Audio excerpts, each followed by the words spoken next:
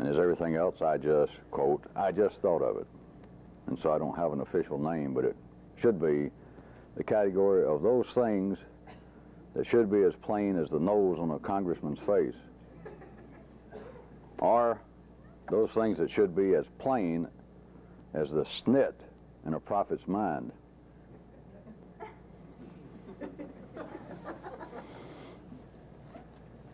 I'm not going to sit here or stand here and try to come up with an acronym for that so you can figure it out. But that should be a continuing, worthwhile category. It's probably the stepson of Acme.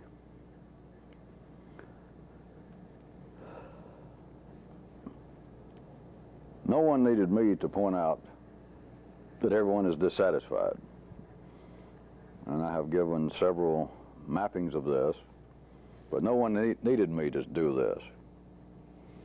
Some people are wired up to feel that they are perhaps in a very real minority and that everyone else in life is fairly happy.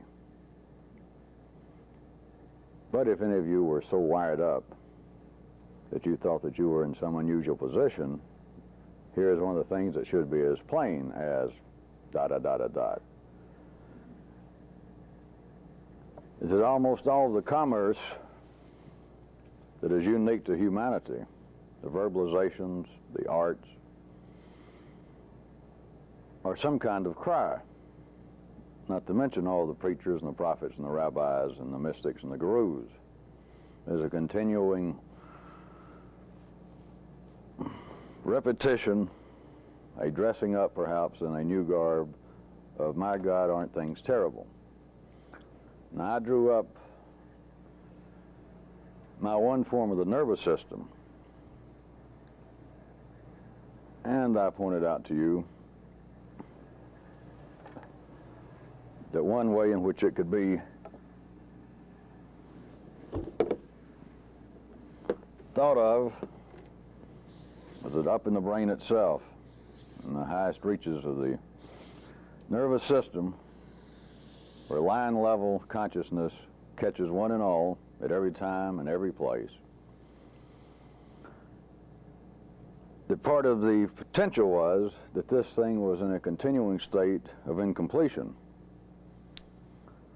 But even though I point that out, please note that everything in you, all of your own wiring systems, all the biochemical activity in you, operates verbally and even non-verbally at the old level that your dissatisfaction, the human dissatisfaction, is in some way a kind of psychological / spiritual matter.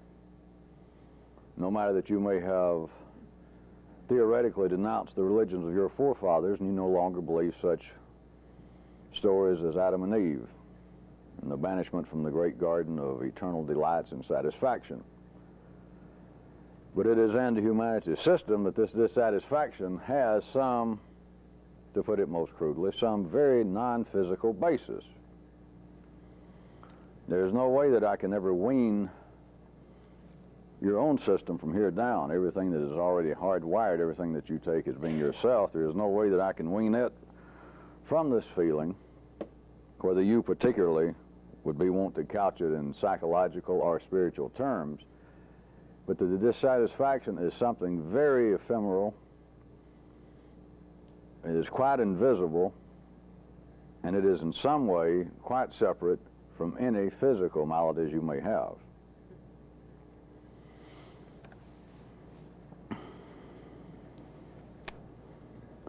But after all this time, it should be as plain as the greed on a minister's face, the nose on the congressman. That one thing I've never put into direct words, but one thing is impossible to keep in ordinary consciousness. That is, the dissatisfaction is chemical. It is elementary. It is the elements that make us up. As far as this planet, we are the only creature that is incomplete chemically. And it is in a continuing state of growing chemically. One of the things that should be as plain as da-da, da-da, da-da.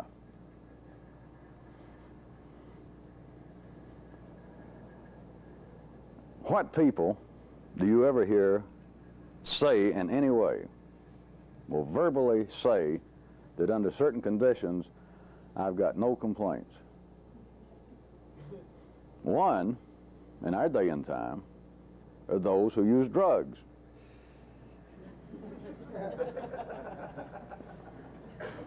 So you laugh now, but look how plain it's been.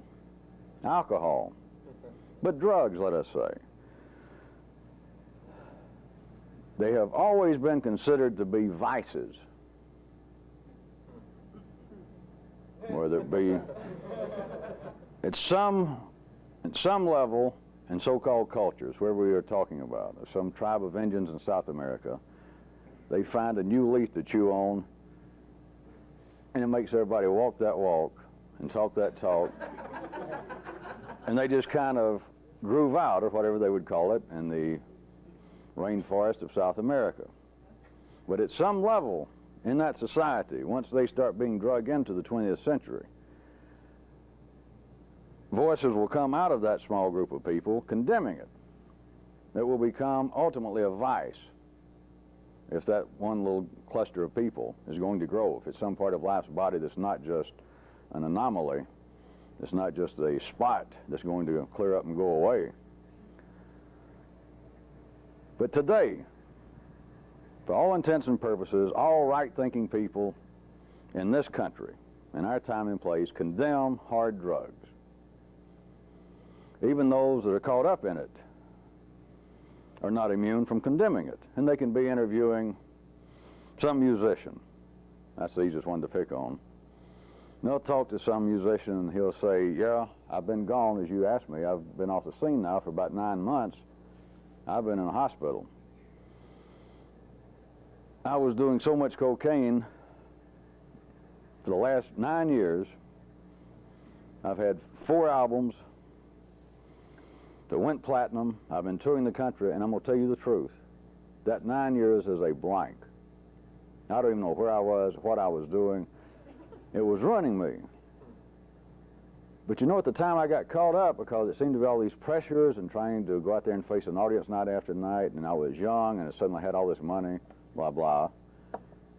And I'd take that and everything was all right. Nobody notices that. The majority of humanity at any given time and place, well, right now I'm still talking about the United States contemporaneously, condemn the use of drugs. And they applaud, in the majority, this fella seeing the light, coming to his senses. It took him nearly a decade. What a tragic waste. For 9 years, he didn't know where he was and what he was doing, making all that money. He should have been having fun, and if he was having fun, he was too stoned to know it. But they say one thing. No matter what was going on, all I'd do is get some of that little nose powder, and within a matter of minutes, there was no complaint in the world. Very common, you hear this all the time. Nobody pays any attention to it. Well, if anyone paid any attention to it, it would be those parts of life's body that are more involved with probably religion right now, would still point out that this is a sin.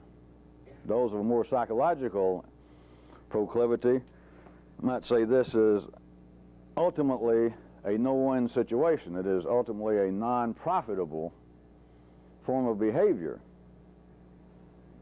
But notice, everybody in the world, everybody in this country, everybody on this planet is chemically incomplete. Everybody is born incomplete, they die incomplete, and they live more or less in a kind of snit that's not limited to profits. Disturbed. Who will say right out, and no one really argues with them, who will say there are conditions under which there's nothing else I want? I can get stoned and I do not worry about anything. I'm in one place and I'm sitting there, laying there, nothing bothers me. Of course, to lesser degrees, people who consume constant amounts of alcohol can say that. When the circumstances are right and after a hard day I can get a few drinks and just within a matter of minutes, everything is fine. It's always everything is fine, comma, but, and there is the condemnation.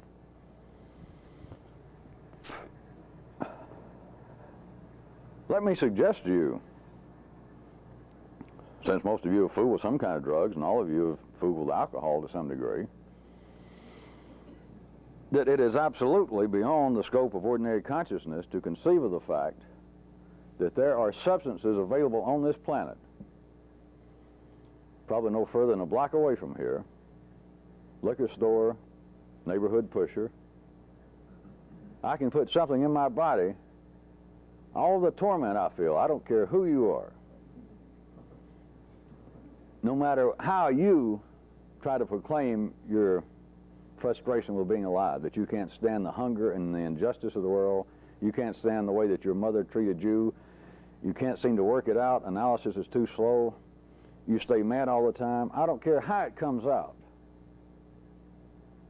There are chemicals you can put in your body within 2 minutes, just as sincerely as you were speaking before the intake of said chemicals, with the same sincerity, you say, there is nothing in the world bothering me. If this is not enlightenment, I'll take it. But no one notices the fact that there are chemicals you can put in your body, try to get your attention away from the old wired up, not just in you but in everyone, condemnation of vices, that in some way this is harmful. How is it harmful if you take it and all dissatisfaction is gone?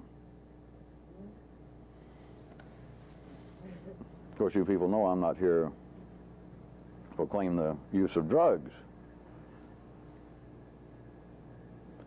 On the contrary. But how about those of you that took enough under the right conditions? And those of you who didn't, you must be aware of the fact just from reading. Just take it at the surface, because the surface of reality is reality in the ordinary world. That people say, I can take heroin or cocaine, I can put a substance, a chemical substance on this planet. Devils didn't fly in here from Mars and swap us this substance for a girls' basketball team to take back with them. This stuff is here. It's growing. You can mix it up. I put it in, and all dissatisfaction, all my complaints about the gods, I simply just groove out. I'm still conscious. Maybe I shouldn't drive heavy equipment. But I'm still conscious. I can talk to people. I can sit around. I can listen to music. My senses, well, I guess I'm impaired a little. But the general dissatisfaction of being alive is gone almost that fast. And no one notices it. On the contrary, as I start out noting for you, it is condemned. No one finds that curious. That life has raised up humanity as a part of its body, of a particular part, man being the particular part that is chemically incomplete and is continually going through changes, continuing by the kind of view that you should be able to get periodically. He is improving. He's improved in the generation between you and your parents. We're combining you and your parents here at this part of the world. And yet the incompletion is no further than a sniff, a drink, a toke away. 2 minutes away is the end of all dissatisfaction. That it's here on the planet. Chemicals. Chemicals. Not the devil's work. Chemicals you can put in your body, and the dissatisfaction, the incompleteness is gone. Then, I ask you why you do not find it curious, now that I pointed out. It is, by and large, condemned. No. Even those that get involved with it, if they don't kill themselves, the general rule is, sometime along the line, they try to get out of it. I've got to quit drinking so much. It is ruining my health. I've got to quit taking these drugs that's interfering with my performances. It's normally what the people think of as being a quite simple physical effect. It's ruining my health. I can't breathe. My nose is coming apart in chunks.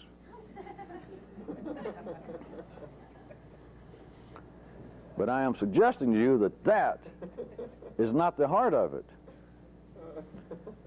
How is it that life has let chemicals exist here, has let man find them? I'm trying to make you take this as simply as I'm putting it right now. They're chemicals.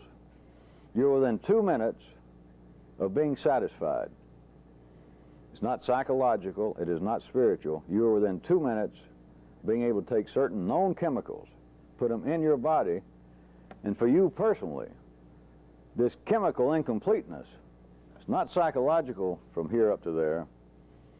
It's not that man is in some way psychologically growing generation after generation, or spiritually improving, becoming more humane. That's the kind of chatter that comes out of the ordinary body of life. What is happening is certain aspects of his chemical incompleteness. Incompleteness you just got to leave right now is a totally open end. Not worry about when's it going to be completed. But that for you individually, there is an incompletion, and it is chemical. There's a dissatisfaction, there's an imbalance. And it is, my friends, chemical. The proof being, if you need any further proof beyond everything I've sketched for you, put those chemicals in your body, and it's bingo time. I have no complaint with life. If I stay on these chemicals, I wouldn't go to these meetings. It'd be adios to yours truly. No offense, but I don't need it. All I need is a continual supply of this drugs to cure my imbalance. And yet life has the majority of humanity. And by that I mean, as you should be able to see, it is a blanket in general condemnation.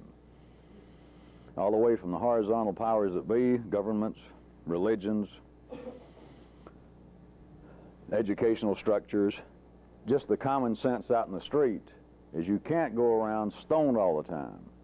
You cannot sit there all day sipping on vodka and Coke. You can't do it. It's not right. Who does not find that curious? It's there. It's known about. People take it. You've taken it before. You could do it now. And that ordinary part of your chemical, biochemical, electrical system that is you, within minutes, goes, hey. And you say, what's troubling you now, Bunky? And it says, nothing. Nothing. And it cannot be allowed. It is not allowed. Why? Is it not curious that the chemicals are known, they are used, and yet that, which quite simply, I'm trying to point out to you on an individual level, you could take one individual, you or somebody else, and let's say that cocaine seemed to be their drug, or maybe some obscure so-called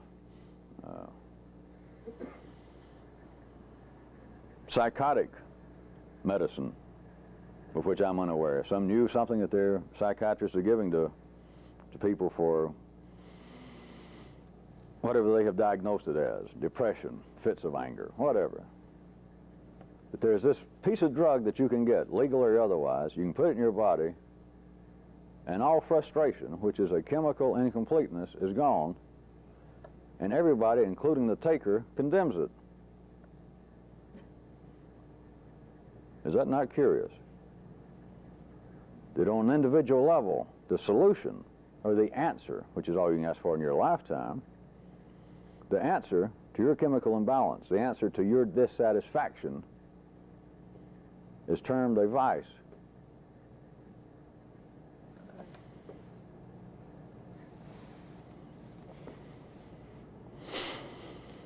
How about the times I have used examples, made up stories, trying to show you that there was really no such thing as individual change at the ordinary level. The poor old fellow that I keep dragging up that kills his wife and injures his infant child while drunk one night driving the car, and 2 days later he undergoes some miraculous conversion. that he swaps alcohol for religion.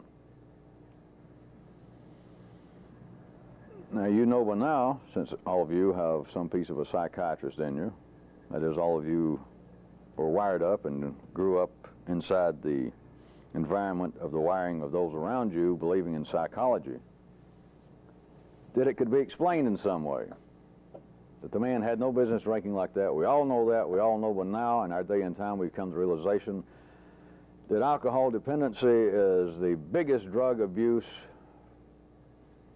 in our society. We are now beginning to see the horrific toll it takes upon the health of the American people, the unborn children, the loss in wages and downtime in industry and business and the overuse of alcohol, etc. So the man knew he should not be drinking like that. Those around him knew he had a problem. God help us, it took this tragedy in his life to shake him out of this kind of dependency, this living this non-virtuous life. But what has happened? I kept thinking it was no change. You know, it's obviously some kind of change. But it is taken as being a psychological change, or for those in the church to which he recruited, of course, they would call it a spiritual matter. The gods finally dealt with this man's soul. Him in the eternal battle that we're here for, to struggle against the evil. The man could not see the ramifications of what he was doing, and it took, sad to say, this tragedy, but then he understood the necessity of living a life struggling against that which is non-virtuous. Religion, like anything else, those that are wired up, those that have a certain chemical imbalance vis-a-vis an open-ended system, which I'm not going to attempt to define for you, it creates a chemical alteration in the people. You can call it anything you want to. Humanity has called it almost anything that life wanted to call it at one time or the other. It is a chemical alteration in the person. My drunk that turns into a religious fanatic or a very religious person, there's proof of it. Alcohol, for him individually, was having, to him individually, a beneficial effect in his chemical imbalance. But then a certain kind of shock, a certain kind of heat was applied to this mixture in quite well-known ways of very simplistic. Chemical alterations. And the shock, as they call it, was the death of his wife, which seems to be psychological, and I assure you it's not. It's a chemical shock. The disfigurement of his child is a chemical shock. But it altered him in such a way, there's no need for me to try and give you any quantitative description of this. It could just be almost no alteration at all. But if I said that, then you couldn't go any further with it. It can be just the smallest possible, this heating up of this so-called tragedy, to such a degree that his particular feeling of his chemical incompleteness or chemical imbalance could then be taken over by so-called religion, by rituals, by words coming into his system, sounds coming in, the sights of his priest, minister, rabbi, guru, wherever he took up. Now there is a new chemical coming in, but it's not recognized as such. Nay, nay. Religion is something way beyond the carnal realm. It should be as plain as a wart on a pig, that the man could go from being a fifth-a-day drinker, just like that, to a mass-a-day drinker, to a service a day, to reading a holy book a day. In fact, he will say, as always the way it goes, he will say, oh, there's no comparison. being now a Christian or a Buddhist, whew, boy, that beats the crap out of being a drunk. But somewhere within that limited response range of an individual human, you've got to face the fact that he was able, the system, the organism was able to just instantly go from a constant diet of whatever alcohol was doing to his system to whatever now these words, these sounds, these sights, these colors are doing in his place of worship. What they seem to be doing and what they've triggered up here, and it dreams about praying, chanting, talking to God. It should be as plain, but no one can see it.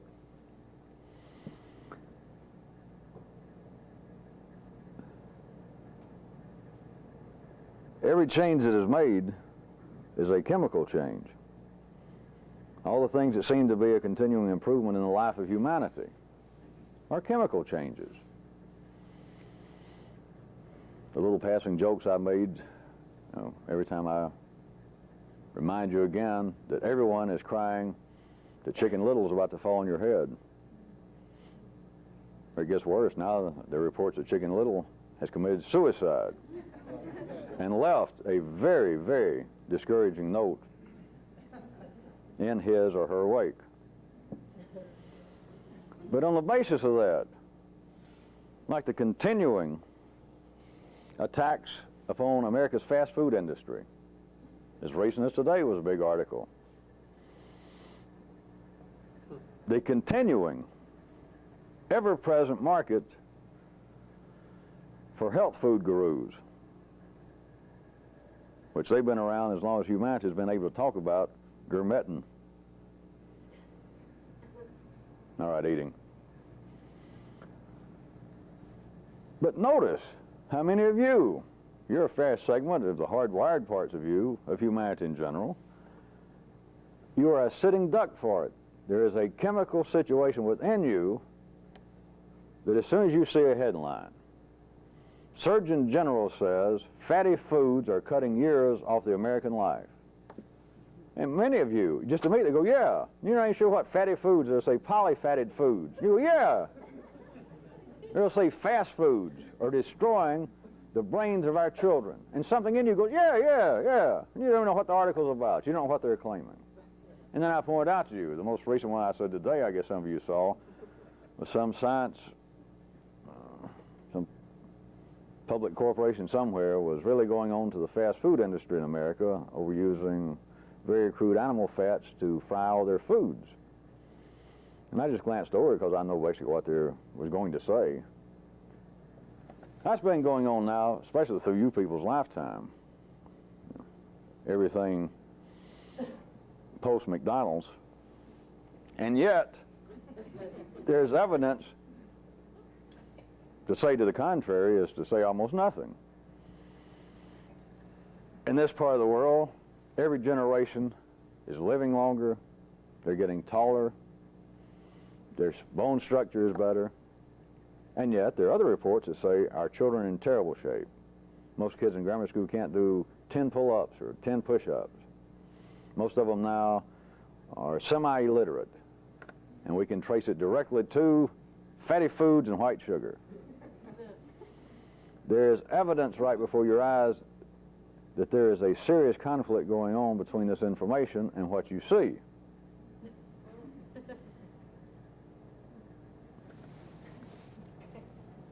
I went through all that again to point out to you that there are chemical changes going on the most elementary level. No matter which statistics you are inclined to adopt, whether it's improvement in medical care, improvement in diet, sanitary conditions, is that every generation in this part of life's body is living longer, living better, they're in better shape. Not just through exercise, they're just growing up, genetically they're in better condition. I don't care how many McDonald's they're eating, and how many fries a day they're eating, and how many Cokes and Pepsis, they are simply chemically improving through no fault of their own.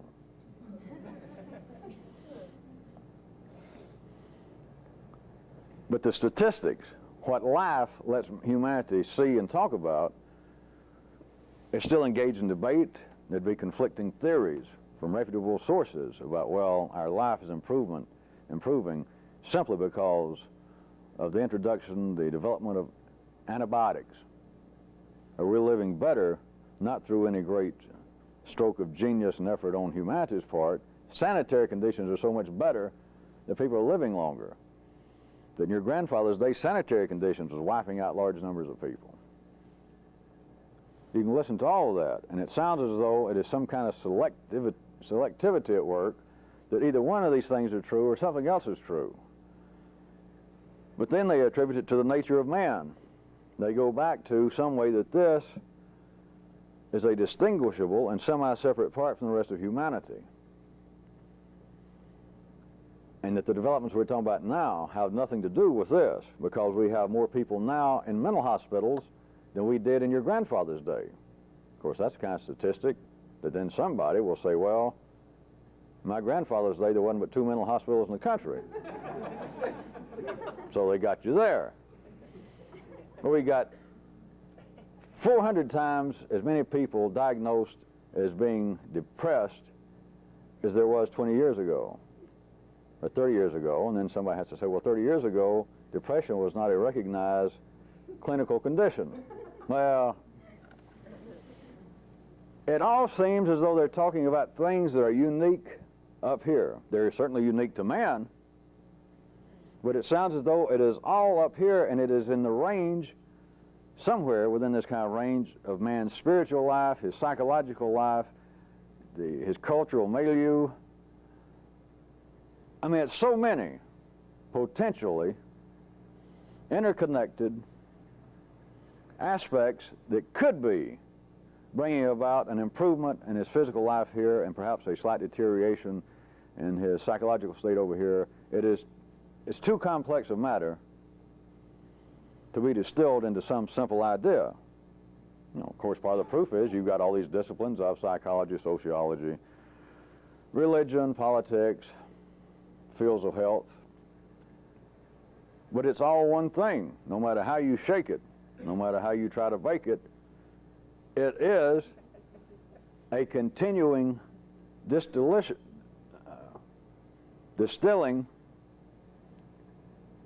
of a certain kind of chemical condition into another condition. That is progress, as it is seen. Now, of course, I suggest to you most strongly it is progress even on a level not seen. But it has not come about through simply man has sat down and figured out how to live a better life. Chemical changes start taking place. We're now going through another period here in 1986. It's been going on, as all of you know, pretty strong enough for, I guess, 2 years of a new concern in this part of the world over alcohol.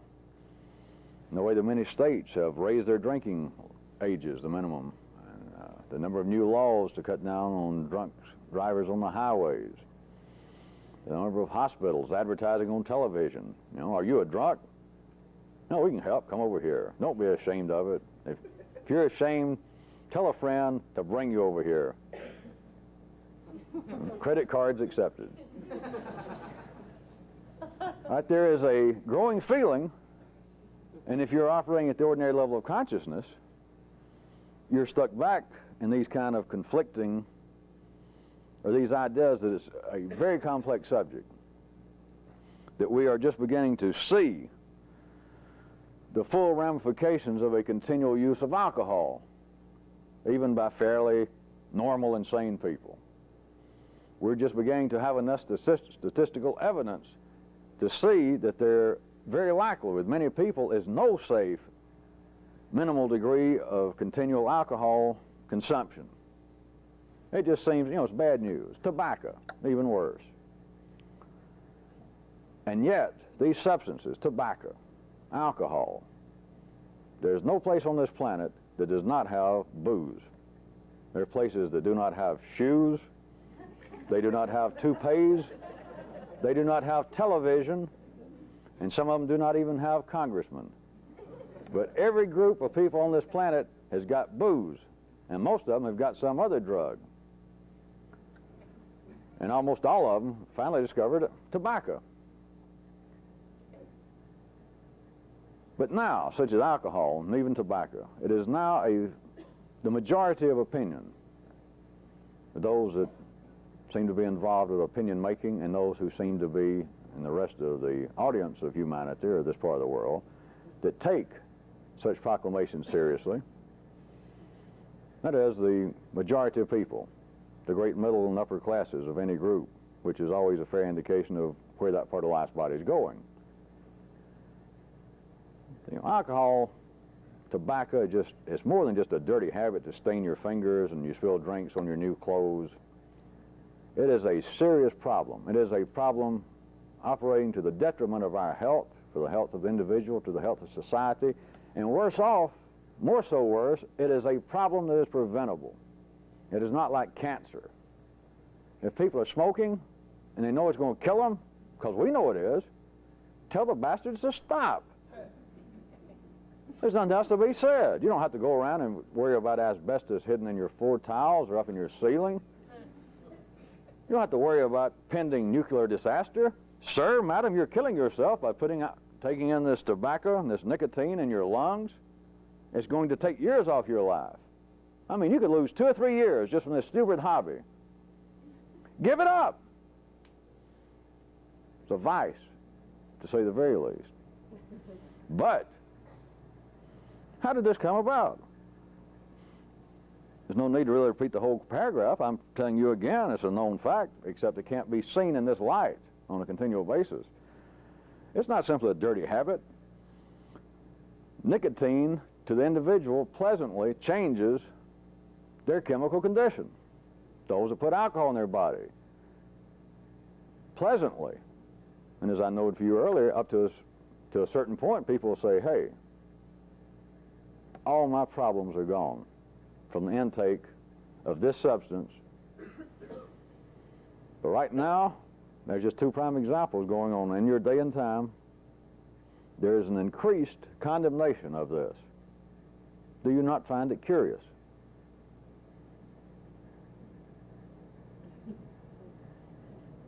You mean there are things, since you describe them that way? Perhaps you got some of these habits, or you had them in the past, or perhaps you didn't. You know, dirty habits of smoking, dirty habits of drinking. I knew it wasn't right, and I'm glad you told us that we had to quit drinking. Boy, I'm glad. I just knew it wasn't right. But of course, a good drinker, even if he has to quit drinking because his liver is about to turn on him, a good drinker, my kind of drinker, never has a bad word to say for it. It's just those reformed. It's those people that had to swap their chemical dependency on alcohol for a new fanatical religion, cause, that now they're, to varying degrees, through some kind of shock, that they're now from this, quote, cause, getting a similar chemical alteration. They're the ones that condemn it. This is no great importance, but I started. A good drunk, a good drinker, if he has to quit, if somebody tricks him into quitting, if they tell him you're going to die tomorrow if you don't quit, and maybe he quits, that's the kind you never see on TV. That's the kind life never has write a book. They're never brought into discussions when they bring in famous reformed alcoholics on the Phil Donahue show. They don't have some of the people that are out in life that all these other people tell their lurid tales and how they just barely escape the jaws of death by coming to their senses after some tragedy. And then they come to this other guy, like some of the people I used to know. And so we understand you used to drink a lot. And the man said, yes. I'm thinking of one of my old acquaintances, the great TV repairman that many people used to know and love, the great Red Snapper. He'd say, yes, I was about a fifth a day, and after being in the hospital 4 or 5 times in the last 4 or 5 years, and as you can see, my liver is distended out. That's, I'm not carrying a 45 here in a holster. That's my liver. I quit. And I've quit thus far. And they wait for the rest of the, aren't you glad and all that? And they don't say that. And if they really started questioning, they'd say, boy, I miss it. That was fun. Some of the most fun I ever had was just, it really was fun. Life is kind of a drag now. I'm not going to commit suicide, but as the old joke says, nowadays, since I quit drinking, what disturbs me is I get up in the morning and I know that's as good as I'm going to feel all day.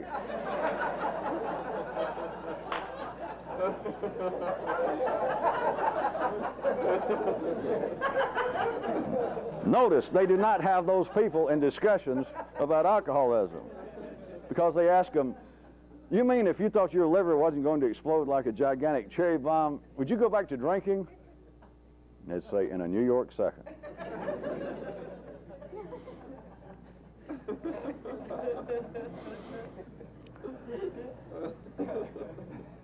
I would further suggest to you, besides that little byproduct of humor, those that were just simply addicted to stronger drugs. Whatever seemed to be the crises that put a shock to create enough heat that they could swap to some degree the chemical alterations that the drugs were providing for something else. If nothing else is simply, I am now a reformed addict. You know, I go to meetings, I have to talk about it, I have to read about it.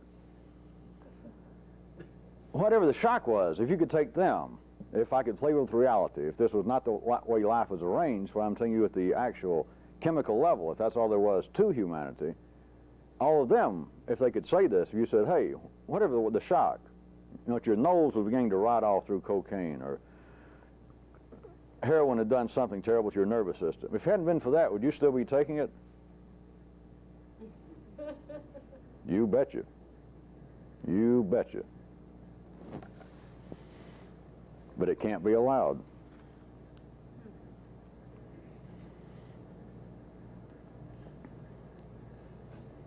I'm not going to tie a ribbon and wrap up this piece for tonight.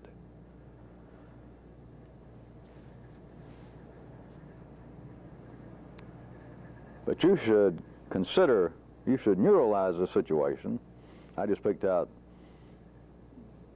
fairly glaring examples as of alcohol and drugs. But whatever someone seems to be addicted to, it could be music, it could be their hobby, it could be sports, jogging, it could be religion. Those people that attend some kind of religious service, you know, 4 or 5 times a week, or maybe 7 nights a week. Forget the words that life has put on it. The people are addicted in this manner, that the thing, no matter it seems to be invisible, and that line level consciousness tells you there is a difference between the teachings of the church and the filth of vodka. Not at this level. That is, both are causing a chemical alteration in the participants. And they find it to be, this is just a word, but it'll include almost anything that you could conceive of presently, they find it to be pleasurable. I enjoy going to Mass 3 times a week. I enjoy going to a religious service 5 times a week. I enjoy a good fifth of vodka a day. The enjoyment is, it is altering this forever incomplete / imbalanced biochemical condition, and all notions of religion, all notions of spiritual traumas, all notions of man being cursed by the gods, and they trying to work out some form of, or having to resolve some conflict that he and the gods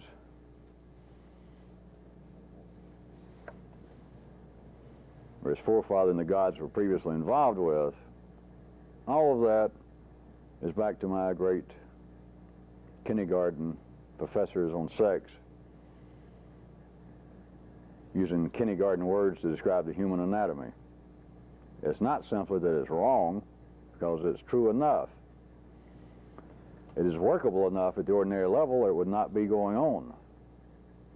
But we're talking about this incomplete stage, this forever expanding nervous system, is not something, quote, psychological. It is not something, quote, spiritual. It goes under these names continually. That is the without any doubt, as you see, the way in which life works. You do not hear what I'm saying on any street corner. And most of you still have a problem, even though I can make it sound fairly simple. You still have a problem, apparently, holding on to it.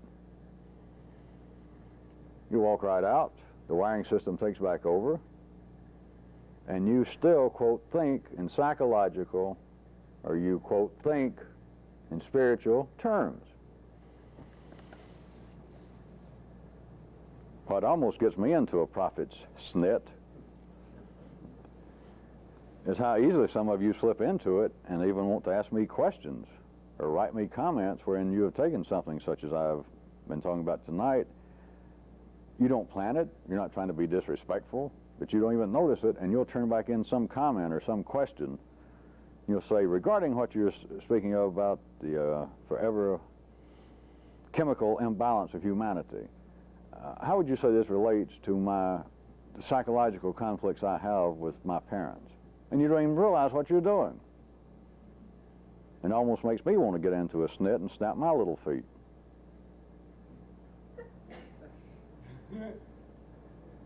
They cannot both coexist.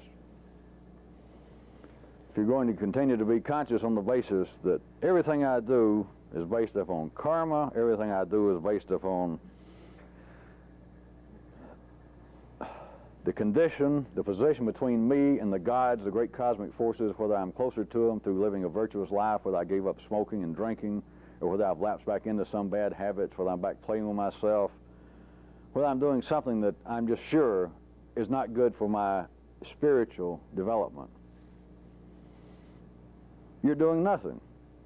Absolutely nothing. You're doing as much as anybody else is. But what you thought was your original aim with this, you've abandoned it because you cannot go anywhere with that. You know it. You just can't remember it. You know it won't take you anywhere. It took you as far as it will go. You're as conscious as anyone else on this planet. You may have thought that you lacked certain information, but in a sense you knew as much as anybody on this planet. You knew the basis of all the psychological theories. You knew the basis, the core basis of all the world's religions. It even seemed to just send cosmic vibrations into you that just seemed to be indisputable, that we are in some way the pawns in this great battle between the good guys up there and the bad guys down there. And we're here in some way having to redeem ourselves. That, yeah, I feel frustrated. Yeah, I feel incomplete, if you want to use that word. But I know what it is. I know it's because I have not lived a right and proper life. I have not. I strayed from my father's religion. I've strayed from a virtuous life. And you take it as being something that is absolutely beyond the realm of the physical. Whatever your hobbies are, whatever it is that gets you off, whatever it is that turns you on, if it's listening to me talk, we're playing with drugs. That is, we're playing with a chemical alteration in you. That's it. The development of humanity is not the development of man's personality. It's not the development of his soul. It's a continuing complexity of his chemical makeup. That's what's going on. You're chemically more complex than your grandfather was.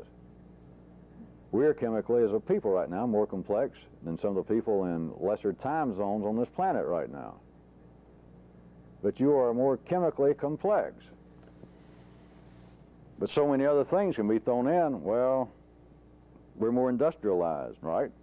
We got more education than some of the people in certain areas of the world, right? We have better sanitary conditions, right? And they keep looking for an answer to this. Or how can we show what's going on? For the last 30, 40 years, the most common cry has been education. This is what we need. People would not be overpopulating their part of the world. People would not be living in squalor. People would not be worshiping strange gods wherein they had to kill off a young virgin every 2 weeks, which to me has always been a horrendous waste of young virgins, but who am I to attack another man's religion? The cry has been, it's been summed up verbally, is what we need to do is educate people. if we could simply, take these people who are now walking around nude, living in mud shacks that they tear down, that rain down once every 2 days, if in some way we could get all these people, we could take them off this island and put them all in Harvard, what a great thing that would be. Well, you should get some notion. Education is a chemical process. It's a chemical process of one group of people, that is one part of life's body, to look at another group and say, you people would be better off if so-and-so, if you had better living conditions, if you would rotate your crops, if you would not graze the cattle here and completely strip the land where you had to continually move, and you could never put down roots, you can't ever come up with commerce. What they're seeing is a lack of chemical sophistication, but there's no description for it. It doesn't even sound right. It sounds, well, not as bad now, but it all, to many people right now, would sound blasphemous. That if I was indeed any sort of spiritual teacher, I would have to be, what the fundamentalists call it, the Antichrist. Because I've taken it all down to a goddamn biochemical level. That's horrible. Whatever you're involved with, whatever seems to be a kind of settling influence on you, or even if it seems to be a kind of provocative influence that you find agreeable, such as you and I at times. We're talking about the alteration of you chemically. It sure does take a lot of the magic out of it.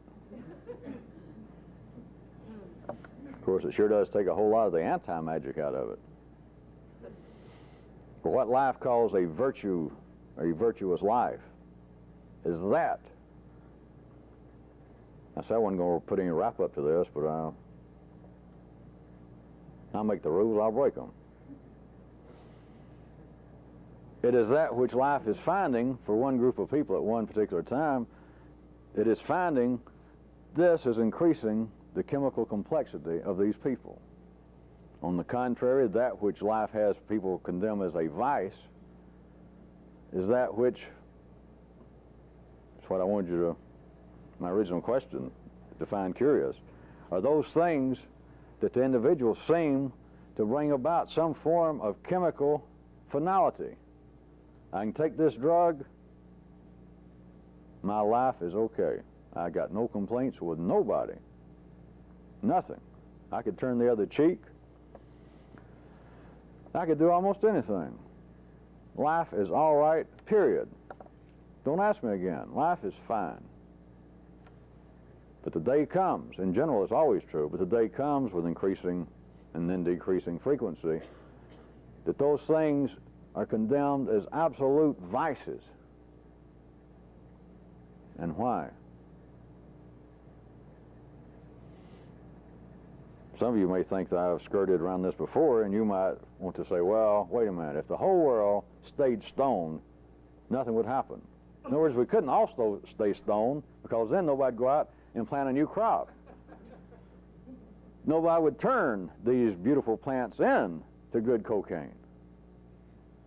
And plus, sometimes you got to go out and buy some donuts or get some cigarettes, so we got to have people, we got to have a few non-stoned people getting gas out of the ground, working service stations, 7-Eleven stores, right? So it would seem on the surface of it that everyone cannot stay stoned, that it would just all fall apart. But I suggest to you that that's children talking. It's not that that's not true. But what else is going on?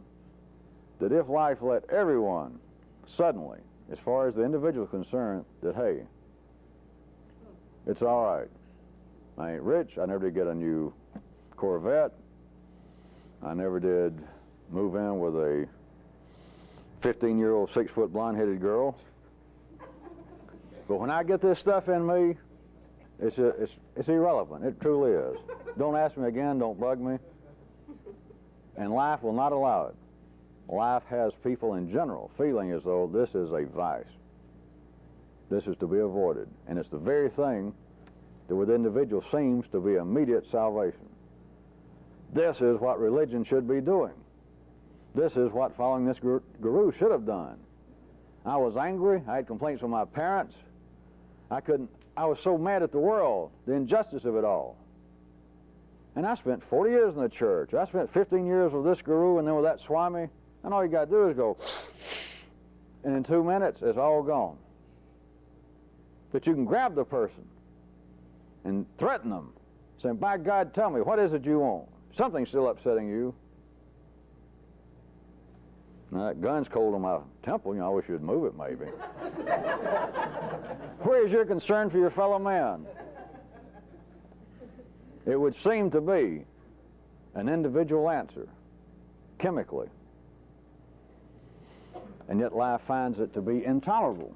It finds it to be unacceptable for people to even have this conception of the fact, or to even ponder, to have a glimpse of the things that bother me.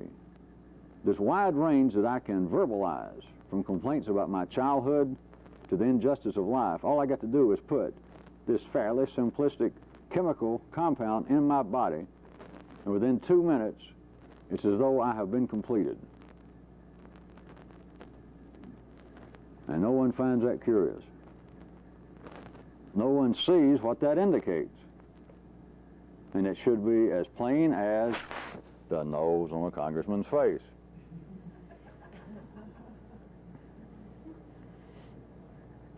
Without further ado, I'm suddenly going to change the subject.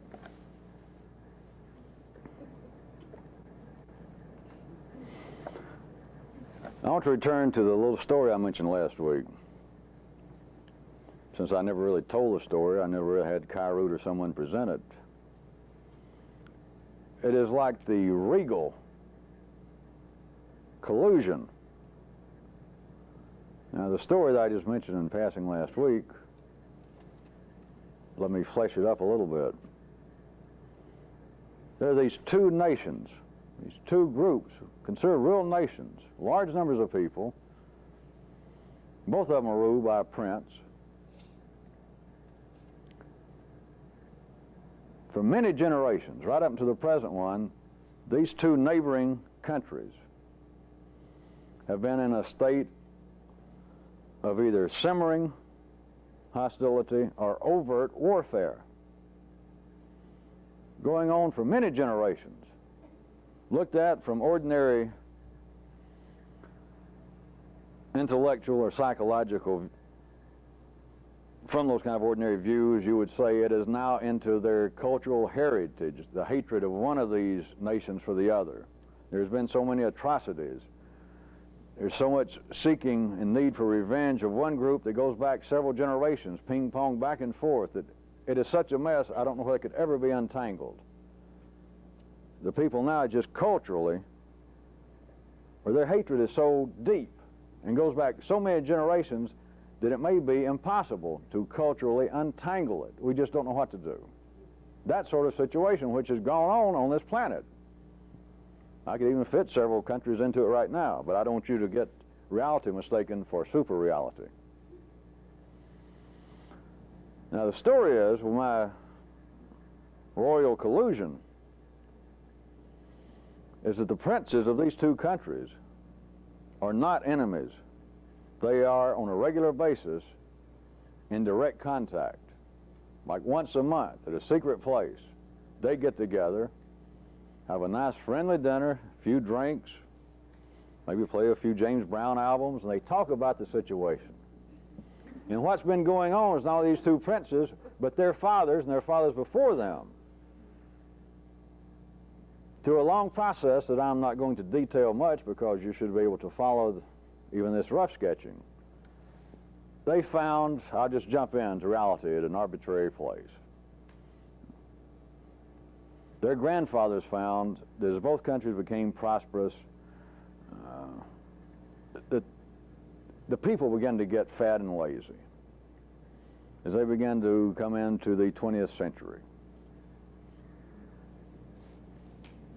Their forefathers, their grandfathers, at one time while sitting around, and perhaps I'm just making all this up at an arbitrary place that I selected, maybe they were laughing about, hey, do you remember when you and I were growing up and our fathers were prince? And you remember when we were going through the great War of the Crows? And he goes, yeah. And they began to reminisce what they remember. And they began, as they sit there and talked, and they got through the blood and the carnage and the waste of life, they began to see that certain areas we're in, without any great discussion, without any great doubt, that there were benefits to the populace. It seemed to keen people's senses. The arts, at least after the warfare got over, temporarily over, the arts seemed to flourish anew. But even during the time of overt warfare, people seemed to have a certain kind of joie de vivre to get up in the morning and they go kill their fellow man. There was a great kind of patriotism. People were getting out and exercising. People were proud of their physiques. There was a kind of pride in being a member of this country. You should be able to put in some of the other details. Let us say that they met 2 or 3 times after that, and they really began to think about this. So then they came up with this regal collusion that was handed down to their sons, and nobody else really knows anything about it. Only these 2 people in the line understand that the whole thing is staged. Now I want you to understand the people, not one person in that country suspects this. As far as they're concerned, this has been a simmering, multi-generation hostility with much injustice, deep-rooted bad blood between these 2 peoples. This is serious business. And as far as they're concerned, their prince speaks for them. Their prince periodically verbalizes their hatred, their distrust for their neighbor, and their prince does likewise. Their prince will gird his loins and whatever else people gird, and take up a sword and periodically lead. He never gets in a position of getting himself killed, but he'll apparently get out there and lead them. Let's go get them. Things will seem to die down for a while, and then something terrible will happen. Some great poet will get shot while he's visiting another nation during a time, and periodically lead. He never gets in a position of getting himself killed, but he'll apparently get out there and lead them. Let's go get them. Things will seem to die down for a while, and then something terrible will happen. Some great poet will get shot while he's visiting another nation during a time of relative peace. Or one of the summer palaces of the prince over near the border joining the 2 countries is burned down, and the prince, the burnee, finds papers indicting, proving that this was the subversive work of these people. They've started the hostilities back again. These things continue to arise and bring about new flares of violence, hostility. And what I want you to understand is everybody involved with the 2 princes believe that this is happening. And these 2 princes, and only them, plan all of this. They set it up whenever they decide what we need is some renewed violence. We need enough hostility. I don't think it's time for us to get back in a shooting match. But they look through history. They're smart enough, they can come up, well, here's what we'll do. Tonight I'll go over to that old palace I don't use, and I'm going to burn it down, and then I'll come riding up. I'll set up some kind of time fuse, and I'll get over to my other palace down the road, and by the time they come get me, I'll get over there, and I'll have these papers here, something that you signed, or that I claim you did, and when I'm poking around the ashes, I'll kick over this stone, and I'll have it palmed in my hand, and I'll reach down, and there it'll be. The prince says, hey, that ain't bad. That's good. And I'm going to say that as a matter of fact, that it was announced that I was going to be spending the weekend here, and that you had sent people to try to burn down the castle and kill me. It was just an accident. I didn't stay there, because it was common knowledge that I was out here for the summer, or for this weekend at least. So they agree, and they do it. And hundreds of thousands or millions of people are caught up into it again. And I want you to understand, that simplistic, that direct. Now, why in the world should I conjure up such a story? Could anybody take these 2 princes instead of being 2 humans? Could anyone see that as being C and D?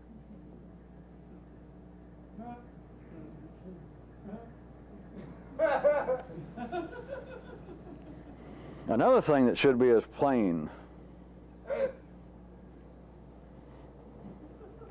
as the garlic on a pizza maker's breath.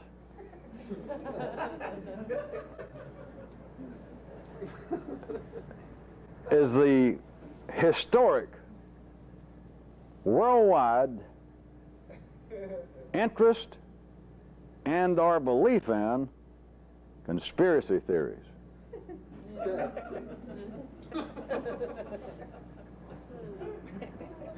And you don't have to be ill-bred enough, if such be the case, to confine your interest in conspiracy theories to whatever the latest knockoff is in the National Enquirer, or the latest right-wing man proclaiming that the Gallo brothers in California actually run the world monetary system. And in fact, Gallo is not their real name. The world has always had conspiracy theories. I'm sure all of you are aware of as many of them as I am. All the way from that seems relatively benign, like that there's a group of 12 descendants from Jesus or Buddha that came here from another planet and they're holed up in a hotel in Bombay. It used to be that they were in the mountains between Afghanistan and Pakistan. That was one of the last ones, as that's where they were hiding, but knowing how things work out, I'm sure that they're now comfortably in a Sheraton somewhere. That seems relatively benign. Of course, there's just one step from that to, hey, I don't want anybody running my life. I don't care how good they are. Who the fuck are they to tell me what to do? Anyway, all the way from that to things not too dissimilar from the story I just made up of these two princes and their line who have been conjuring up and supporting and encouraging this apparent warfare, this hatred between two groups. I wasn't going anywhere with this other than the fact that you should find it curious. Almost everybody is susceptible to this, no matter how sophisticated or educated. If you see a review of a new book, and it's from a legitimate press, a publisher you recognize, and the review mentions the credentials of this man. He has a degree in political science. He also has another degree in psychology, and he's been a student of Middle East mysticism on the side. And he spent 12 years researching, and he's come up with a story that says there are a small group of bankers, has been for hundreds and hundreds of years, that are actually controlling this planet, that it's them that decides, like today, in our time, fuel prices. You know, it's energy that keeps the world going. And they are so large, their tentacles are so widespread that they can cause the collapse of the monetary system of some country. They can run the price of gold slowly up to where all kinds of people that saved $1,000 here and $1,000 there see gold rise and they begin to buy into it. And every day it seems like, hey, today, off of my $5,000 investment, I made another $200 today. And they got enough control, they can keep running it up. And they decide, they all sit around someday after having a drink, after about 8 months of the rise in gold. Somebody says, it's time to pay those suckers off. All these middle-class people been saving up money trying to get up here with us. Yeah. One phone call, they start running the price down, and all these middle-class people, everybody put in their savings, are wiped out overnight, except for them.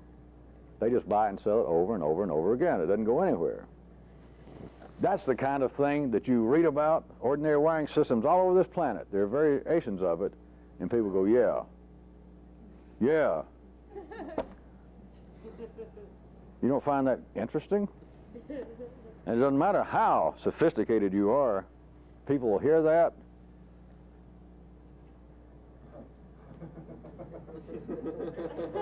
Yeah, it makes sense. Of course, the greatest conspiratorial theory in the world is the good gods and the bad gods. So you don't have to look at international banking conspiracies. It's the concept of God and an anti-God.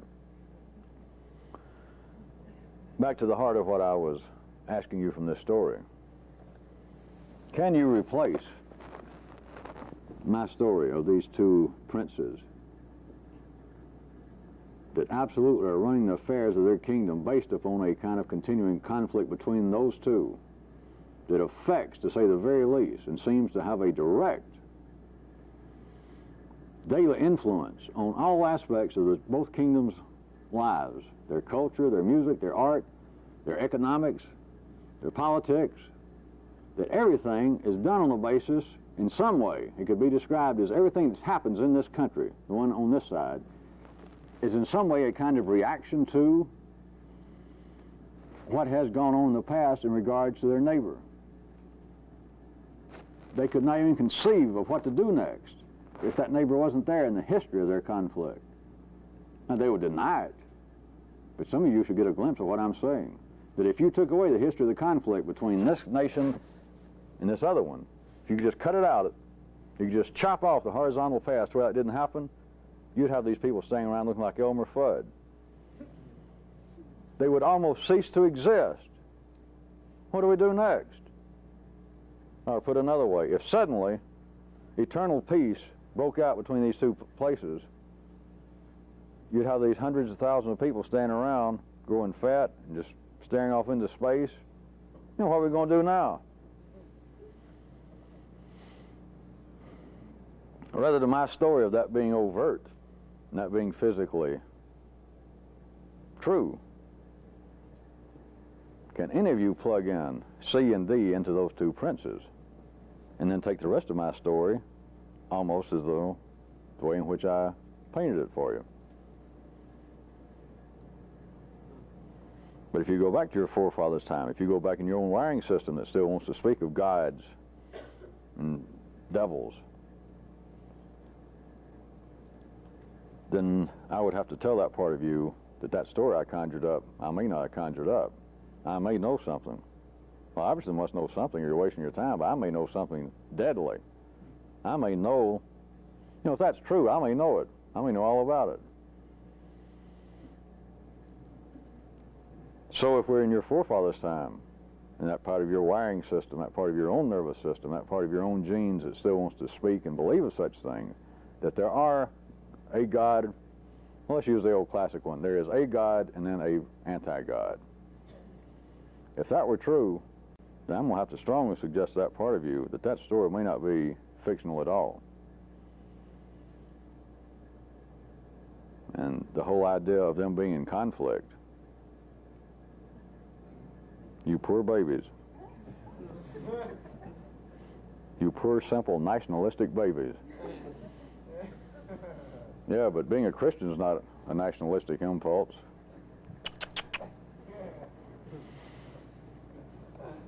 It's nothing but jingoism revisited. That is absolutely a nationalistic impulse. As yes, I'm a good Jew, or yes, I'm trying to be a Sufi. Yes, I am trying to be a Zenner. You have been caught up.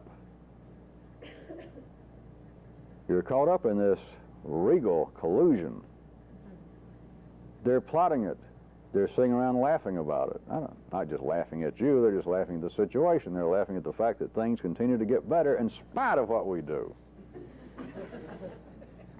For those of you who really think you're up to date, I might ask you where E might work into this. Of course, then I might ask you, all right, if that's the two princes and there's C and D, then where is E?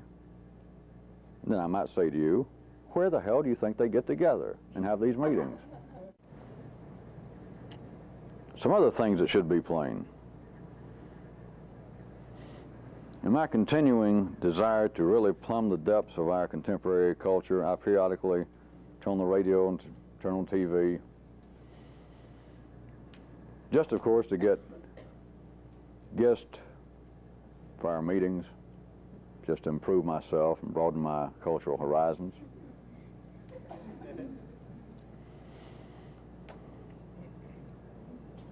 On some show, I think it was ostensibly an educational show,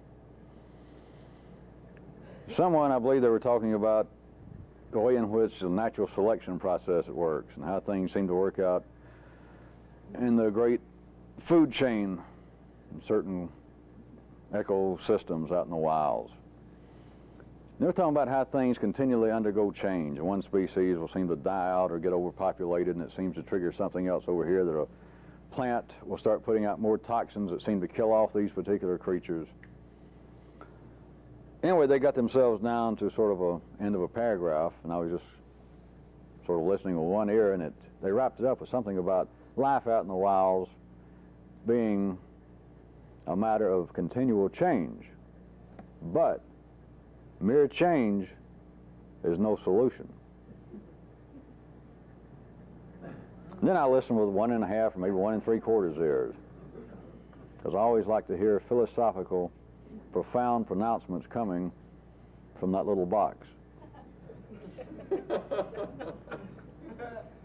That yes, change is real. Change is a constant in this world. Change apparently serves a purpose, but mere change is not a solution. Now, that was least the program get over and you felt kind of good. Well, hey, things are all right in the Amazon forest. No, things are not. They're not all right. Tune in next week. All right. There is a fair Acme, because apparently that's correct. Apparently correct. That yes, change can seem to be, in passing, beneficial. It seems to serve some purpose. Adaptation, help a cycle get regoing, have it get slightly redirected. But change, just mere change in and of itself, is no solution, period. Well, I must point out to you that that is not true. Change is the solution. It's a binary consciousness. The chemical condition of humanity, including this great thing, your brain, this great thing you call I, being the condition it is, it can never find a finality.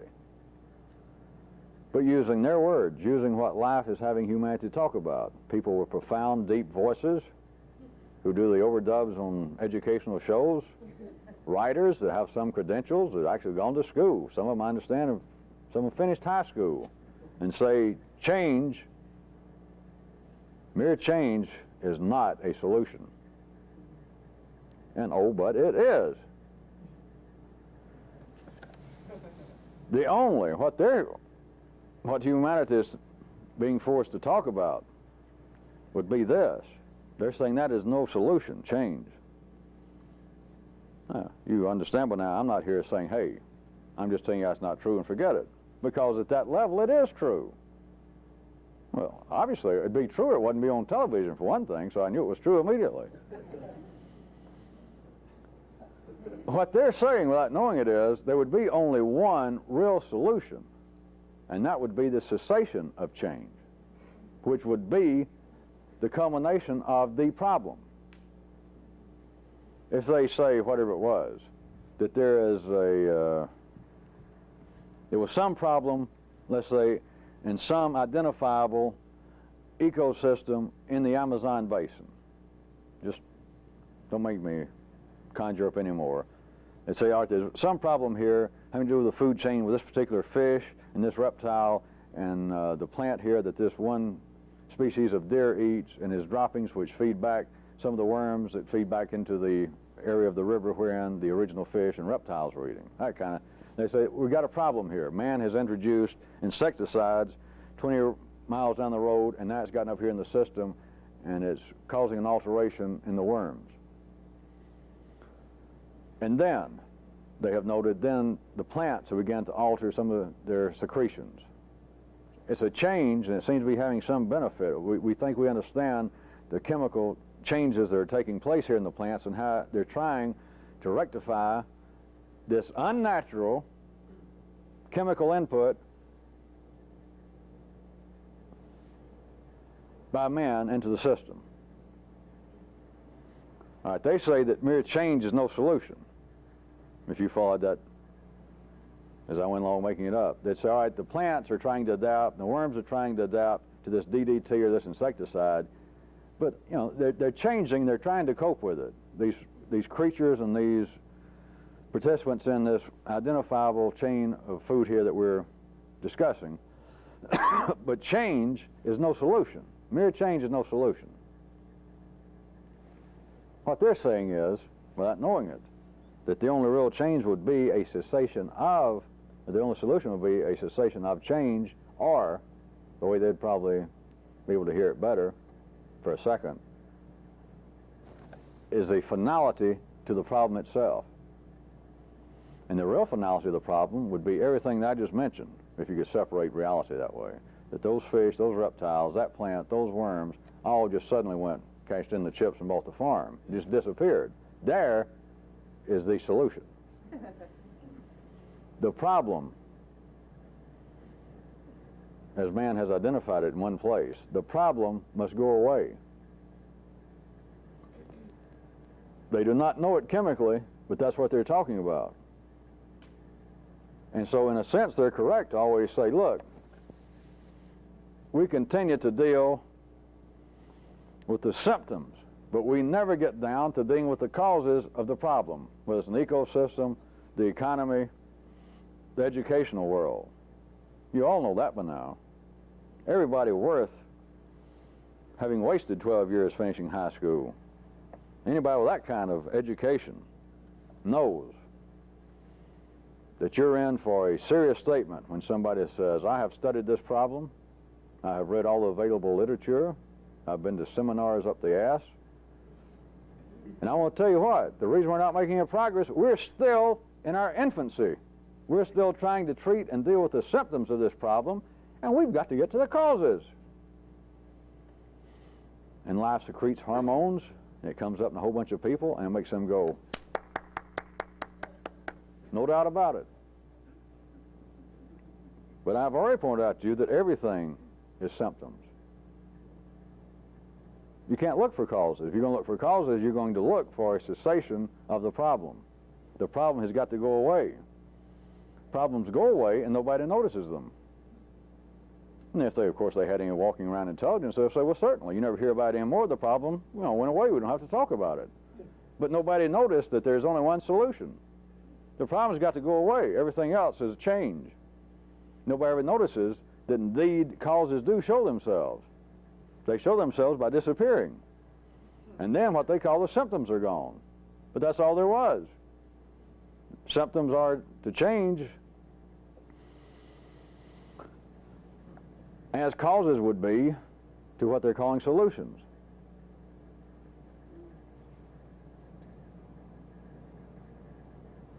Things are continually solving themselves, and nobody notices it.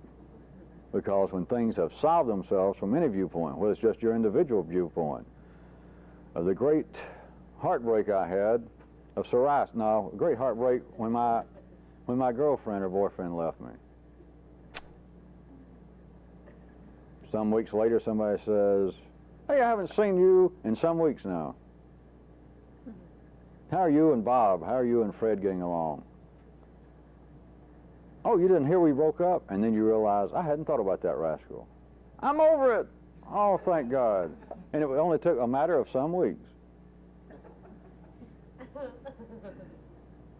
But everything up until that point, if you tried to go over and help this person, that you've got to get through this difficult time, remind yourself of what a bastard he was.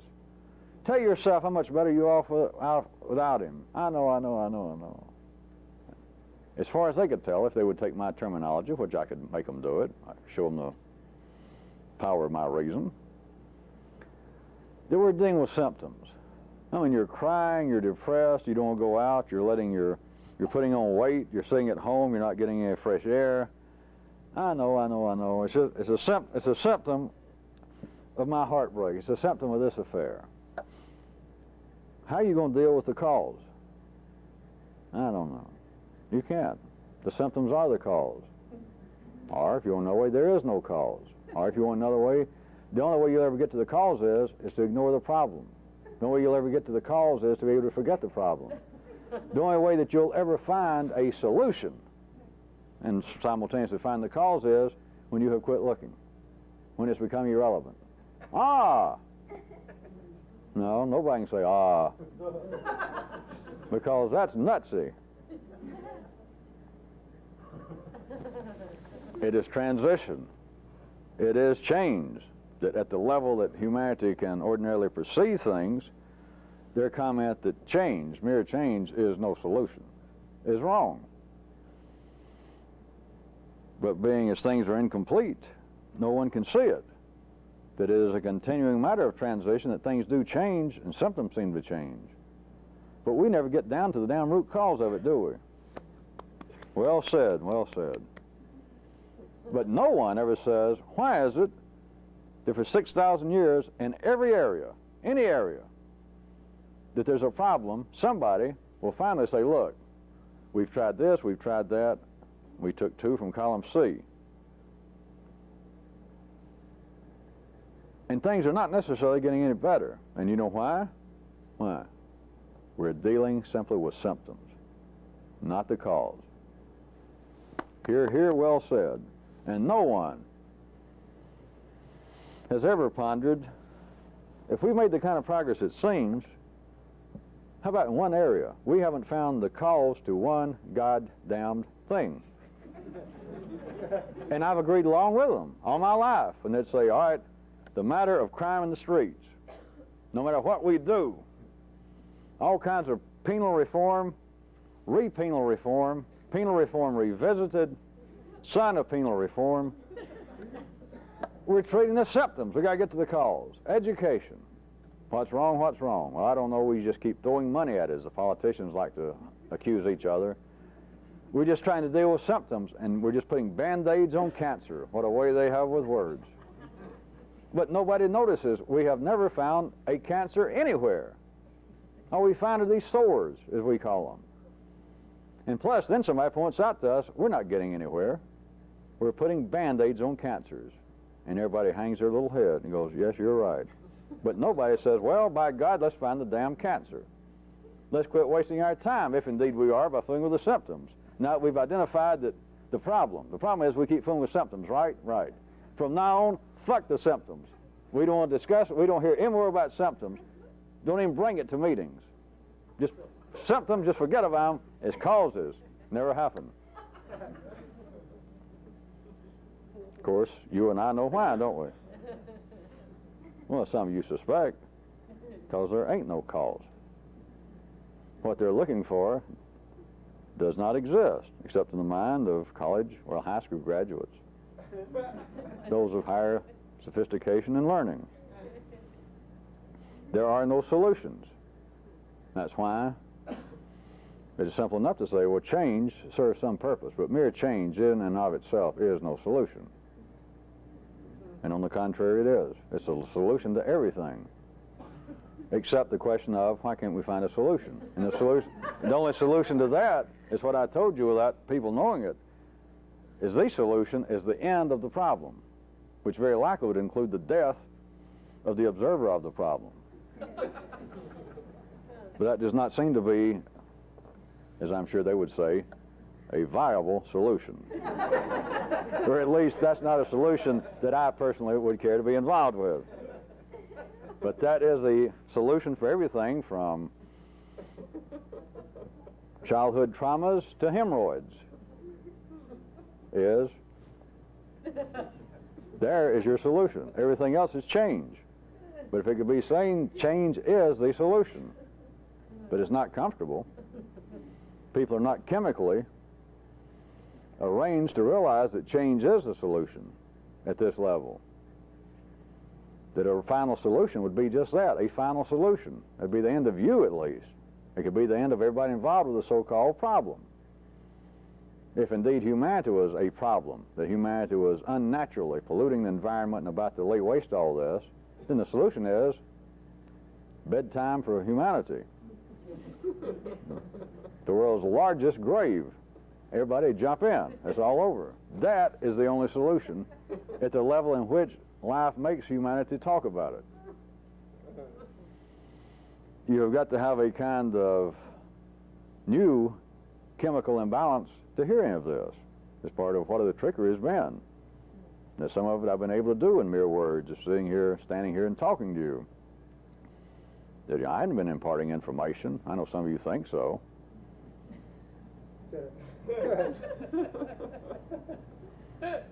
You think that, I've written things, I've written books. I mean, if you take notes, I'm not telling you to stop it, it serves a purpose. But as far as you thinking, well, wait a minute, this is, I don't know where he gets it, but we're getting information from some strange secret source.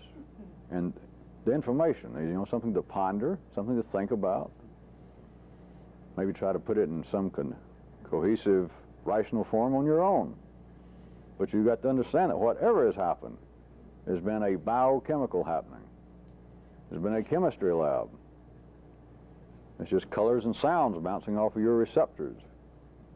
It's just little chemicals churning around in you. I guess you could find it interesting how the chemicals get churned up in certain parts of life's areas that come out with this. It's not interesting enough to spend much time with. Because, well, on top of that, if you tried to figure it out, you'd just be dealing with the symptoms of it. I mean, the mere manifestations, you'd never get down to the actual source of the... And we know how much time we have all wasted dealing with those fucking symptoms, so...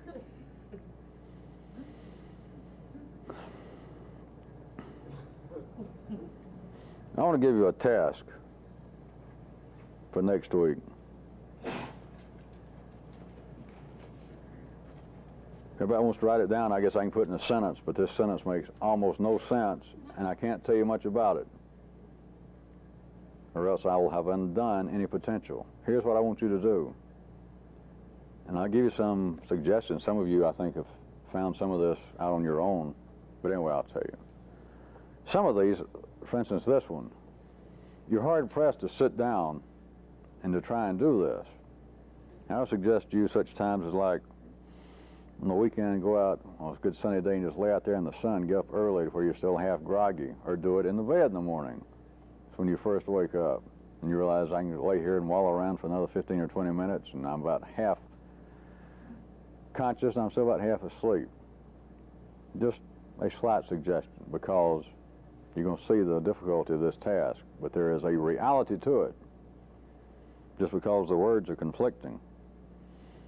Is I want you to conceive of a something that can't be named.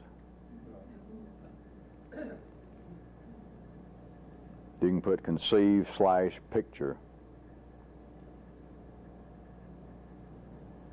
Now, this is no mere joke. I don't mean by something, I don't mean try and picture a beast that has a head like a lion and a body like an alligator and a tail like a rat, because that can be named. I just named it. It does not have to be a thing by something. I mean a phenomenon, an occurrence, something that could happen. I'm going to tell you there's something to this. It's not just something to make your brain hurt. But what could happen? What is a something that you can conceive of? And this is going to happen, if any of you get it, it's going to be like the speed of light for a split second, and that's it. But a something that can't be named. That's the point. Because if any part of it can be named, the rest of it can be named. Well, if you try to improve upon my mythical beast and say, all right, its body parts don't look anything like any animal you've ever seen. That's been named. Because you can say, you mean its head doesn't even resemble a lion at all? No. A hippo? No, no. That's it. Is picture / conceive of a something. It can be a verb or a noun inside that something, but that cannot be named. I tell you for my third and final time, there is a secret something lurking in this task that can't be named. If you can't do it in a week, don't give up. I'm just saying in a week. Plus, is anybody going to have the nerve to say, well, should we write it down and... should we turn this in and tell you what success we had?